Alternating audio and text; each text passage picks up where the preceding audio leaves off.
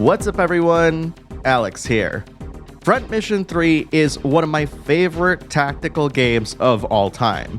And that's a tall order, especially given that at the time I didn't really play a lot of tactical RPGs. So when I heard that Front Mission First Remake was gonna come out this year, I was immediately excited. After all, it's the first time that this game was ever coming out in the West. That is until a YouTube comment told me that the game was already released on the DS in 2007. But 2022 is a very different time when compared to 2007, with a lot of expectations, especially given that Square Enix really raised the bar when it comes to remastering and remaking their own games. So I do have to ask the question, have the developers managed to update Front Mission First to make it a truly modern experience? Front Mission First Remake is both developed and published by Forever Entertainment, and the footage that you're seeing right now is from the Switch version of the game, which is by far the only platform that the game is slated to be released on.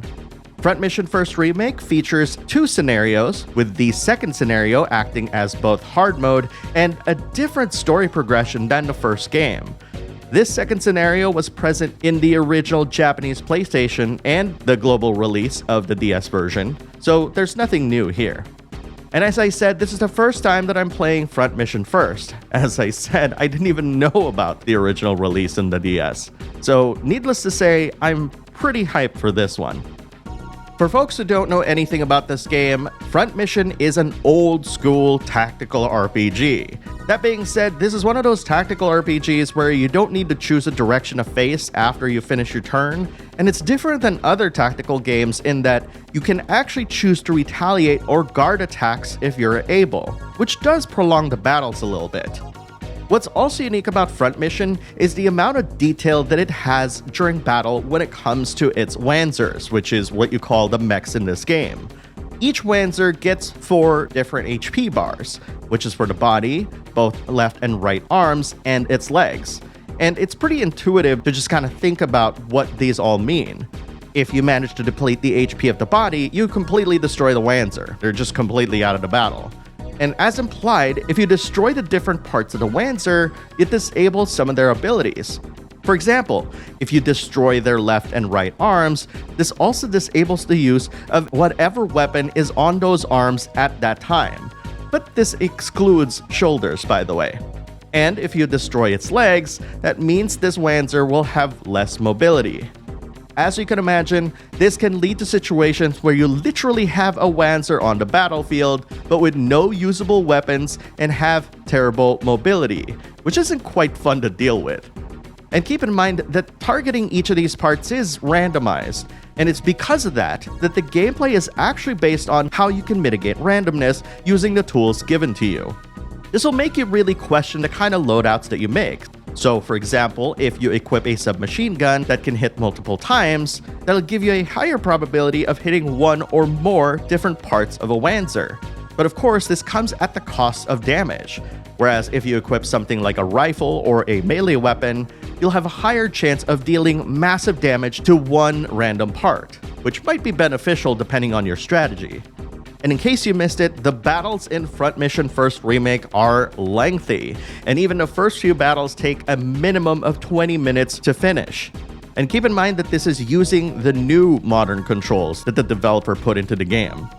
Beefing up your Wanzers kind of reminds me a lot of tinkerers like auto mechanics and model makers, where you'll be spending just as much time buying different parts and weapons for your Wanzer while balancing things like the power to weight ratio of your machine. And this is kind of like how the game balances itself. You can't equip every single thing on your Wanzer as you have a weight limit. Typically speaking, the more powerful the weapon you want to equip, the more weight it takes. So you have to specialize specific Wanzers to do specific jobs. And again, this kind of reminds me of a car mechanic who is constantly tinkering with the different parts of a car to really optimize its performance, or a model maker who crafts models of different mechs to really kind of get into detail smoothly and so realistically. I think there's a parallel between those two. But of course, not necessarily exclusive, it's just something that reminds me of those. In fact, this attention to detail with how Wanzers are created and tuned was because of Hironobu Sakaguchi's passion for plastic models, which led to the hiring of one Ko Yokoyama, who had a reputation for excellent modeling. And it's because of him that he helped craft models for the Wanzer mechs and designed every individual part and weapon as if they were going to be produced in real life. And keep in mind, this is back in the 90s, which is quite the intense attention to detail. And even in 2022, you definitely can still feel it in Front Mission First Remake. And because of that detail, it would probably take forever to list how every single thing works. But think of Wanzer parts as armor, but in more minute detail, and weapons as your typical weapons. You can equip weapons on your arms and shoulders, and even equip parts that already have weapons built onto them. And if you kind of approach it from a classic JRPG equipment standpoint, it shouldn't be too overwhelming for everybody. But considering that you have to do this for every single squad member that you want to bring into battle, this might be daunting for some people.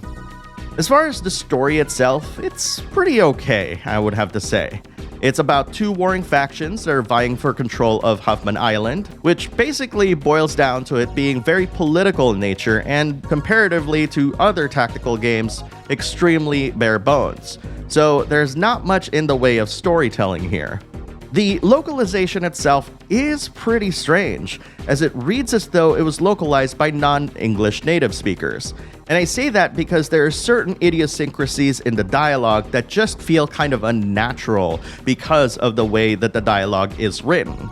And this kind of became a bit too distracting for me, as I kept rereading the same lines of dialogue over and over just to make sure that I read things right. And sure enough, I did. And maybe this also shows more of the age of the game and when it was written, with the developer's intention to really keep the spirit and as much of the dialogue from the original as possible. Now, granted, I didn't actually play through the 2007 release, so I can't really compare this, but to illustrate one part, there's a section of the game where the main character literally was lamenting at the possible loss of their loved one, only to have a different squad member, loudly by the way, lament that they could wish they could find someone that loved them. I mean, come on, read the room, lady. When you relate its story to the gameplay loop of Front Mission, you may or may not get some story beats here and there. In other words, you'll see this screen a lot, even if you move from town to town, and this is basically where you can buy new weapons and parts, compete in the arena to get some more money, and get the mission briefing. I do feel that some of the more important story sequences happen during battle, but not every battle is going to have like really important story beats. They'll be used to introduce new characters, reinforce some parts of the story, and I think in that sense it succeeds, but I don't think that's enough meat in the bone here. But apart from its very old-school tactical RPG feel and its somewhat dated storytelling, the game does offer some new features, such as a new modern control setting that kind of helps people get into the game faster as opposed to struggling with how it played back in the day. While I appreciate these modern controls, the presentation seems to be a bit questionable. Like, for example, if you test move a Wanzer to a specific location, you have to watch the animation to play every single time, as opposed to just kind of seeing like what you could do when you get to that spot. There are options to just completely skip the movement and combat animations in the game that'll definitely save you a bit more time. But I feel like this is too much of a nuclear option, especially when there are other alternatives that the developer could do to streamline these animations. What a lot of other games do is that when you actually pick a spot to move to, it doesn't actually activate the animation until all of the moves have been executed. Besides, this is one of those games that doesn't actually let you move after the attack turn. Once you do an action, your turn is over, regardless of whether you moved or not.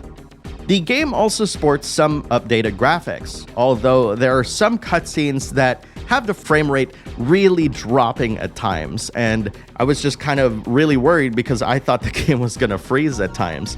And you can tell that the developers were really trying to squeeze as much of the Switch's power as much as they can, which kind of makes me wonder, like, why only the Switch?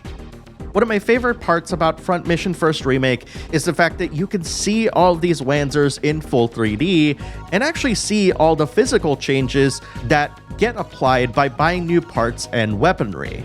This kind of goes along with what I said earlier about having its original creators come from a model kit building hobby and applying that into video games. So you can definitely see a lot of love poured into the presentation when it comes to the various Wanzers and combinations of parts of these Wanzers in this game. And I actually think this is one of the highlights of Front Mission First Remake. Given that everything is now rendered in 3D, one thing that I really like about this Front Mission Remake is the ability to actually change the camera angles so you can see things overhead. This is especially helpful in areas where there are cityscapes that have massive buildings, so this is a great way to kind of see the lay of the land. In addition to that, there's also a tactical map that can be a bit useful, although faster camera controls on the actual map itself would have been just as good. But definitely comparing this to the original 2D releases, there's definitely a lot more tools to assess the battlefield a bit better. Despite all these new features though, I do feel as though the developers could still push even further to make it a more modern experience. For example, when you pick members of your squad to join into battle, this could also be an opportunity to view the battlefield and see what you're actually up against. Because after the mission briefing and you've been told like what your mission's all about and you see all these pieces of data, there's no way to access that anywhere else, not even the actual battle itself. Also, it would have been nice to be able to set up your Wanzers during this squad selection mode. Like, okay, now that you know what you're fighting, let's set them up so you don't feel like you're going into battle just blindly.